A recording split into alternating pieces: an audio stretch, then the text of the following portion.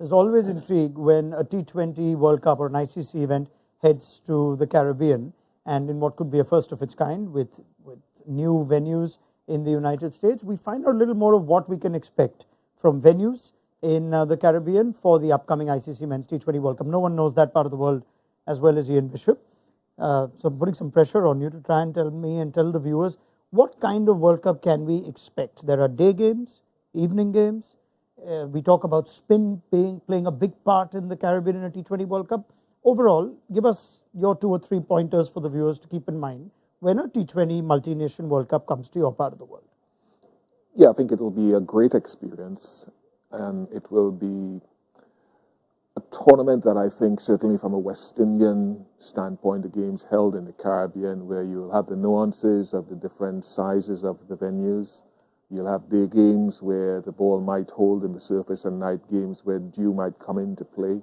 You'll have grounds where a strong wind comes across because they're small grounds with open east and western corridors where there's a definite bias to hitting on certain sides of the ground. So all of those variables will come in tactically. Let's start with that dew point that you mentioned, because I think it played a decisive role in the 2021 edition of the tournament in the UAE.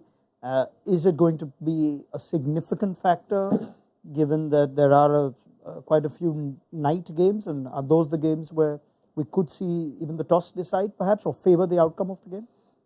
Yeah, when we usually play like CPL and stuff, that's a later part of the year, and you get places like Trinidad and Ghana where the dew comes in heavily. So I still expect, though, around June, that halfway point in the year, there are certain venues where the dew will form, and it could make things a little bit tricky. I'm not saying it's all the venues. So that is one thing that you have to look out for as a team and as a viewer. For a team like India, who we understand are going to play all their games, no matter how deep they go, in the morning. Yeah. And we did see in that tour, the bilateral series in 2023, when India went there, that there were games where 140, 150 was also defended by the West Indies. So in day games, what is the character likely to be of these surfaces if you can generalize the various surfaces of the Caribbean? Yeah, you can't generalize. You can't generalize for a number of reasons. It's going to be an ICC tournament.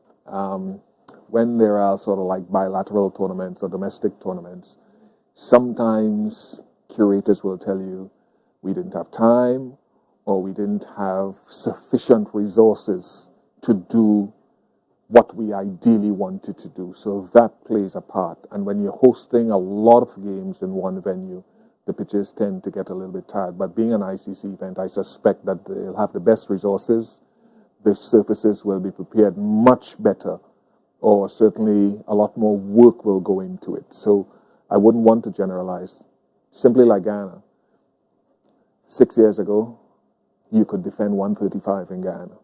Now they've relayed the surfaces, and scores have gone up, for example, in CPL from 160, sometimes to 200. In T20 internationals, you're getting 160, 180 scores there now. So it's become a better surface. Night or just day games or regardless? Night games mostly, but even in the day games, you're getting that 160, 170. I wonder if it's almost dangerous for teams to look at numbers when it comes to the Caribbean, given what you said previously, that you can't really generalize. Yeah, so I saw some of those numbers, and it did surprise me when I initially looked at it, because I'm taking a ground like England were in the Caribbean in December for some T20 games, and Phil Salt scored 100 at Taruba, Brian Lara Academy. I think he got one in Antigua. And then in various other games, you see the scores going like from 130 in one game up to 199 in the next. There's a 220 that was chased. Yes. And that was perhaps Grenada, which is not part of the venues. Yeah. But you have that, and you also have 140s being defended. So to generalize, I think, again, would be very dangerous. But I suspect somehow that the surfaces, certainly in the early parts of the tournament, will be quite decent for batting. As we just break down some overall numbers first for venues in the Caribbean, let's start with breaking down phase-wise, right? Can we expect this T20 World Cup to have important power plays, ball swinging, etc.? We have an average of 27 in T20 since the start of 27 at a run rate of just under 8. So it's not blazing. 7.8 to start off, 7.7 in the middle, and nearly 11 and over at the death. Is it almost an old school way of T20 batting that we can expect? I think the game has gone past that at the international level and is creeping more towards the importance and significance of a power play. And particularly in day games, if the ball doesn't swing, let's say as much in Antigua or in St. Vincent, for example, I think the power plays are going to be quite critical, especially on the smaller venues. Barbados Kensington Oval is not a big ground. So while there may be some bounce, it can be a good batting track as well. So you want to go hard.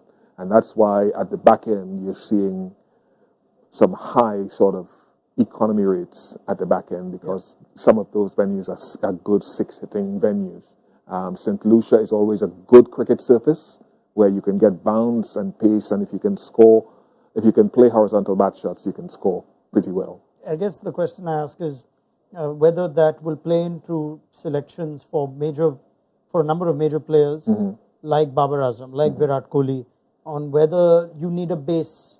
Say if you don't get a flat surface in the Caribbean, you need to go at 8s and then have batting depth to go at 10s and 11s, as against what we believe is the way the West Indies like to play, where Kyle Mayers and the likes just go hard from ball one, regardless, day or night.